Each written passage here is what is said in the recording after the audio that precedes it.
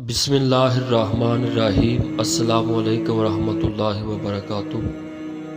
नाज़रीन किराम, नबी करीम सल्लल्लाहु तआला अलैहि वसल्लम की शख्सियत ऐसी ज़ाते मुबारका की हामिल है कि दुश्मन भी आपकी तारीफ़ें करते थे, बल्कि वो आपको सादिक और अमीन के लक़ब से पुकारते थे।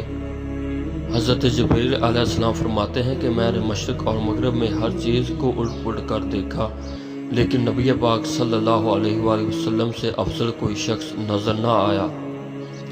एक अंग्रेज़ मुहक्किक मिशेल हार्ट ने एक किताब लिखी जिसमें उसने 100 अजीम शख्सियात का जिक्र लिखा, और उसे इस किताब के लिखने में 28 साल का अरसा लगा। और जब उसने अपनी तालीफ़ को मुकम्मल किया तो लंदन में एक तकरीब रूनमाई मुनक्कद की, जिसमें उसे ऐलान करना था कि तारीख़ की सबसे अजीम शख्सियत कौन है।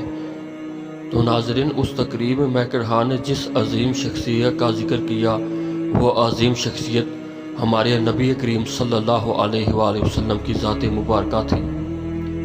फिर उसने अपनी बात जारी रखते हुए कहा, एक आदमी छोटी सी बस्ती मक्का में खड़े होकर लोगों से कहता है कि मैं अल्लाह ताला का रसूल हूँ, मैं इसलिए आया हूँ ताकि तुम्हारे इखलाक व अदात को बेहतर बना सकूँ।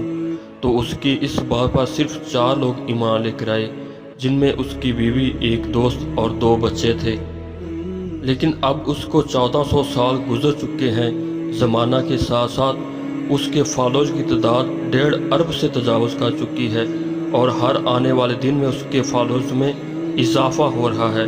फिर ये कैसे हो सकता है कि वो शख्स झूठा हो, क्योंकि 1400 साल झूठ का ज़िंदा रहना मुहाल है, और किसी शख्स के लिए ये भी मुमकिन नहीं है कि वो 1.5 अरब लोगों को धोखा दे सके।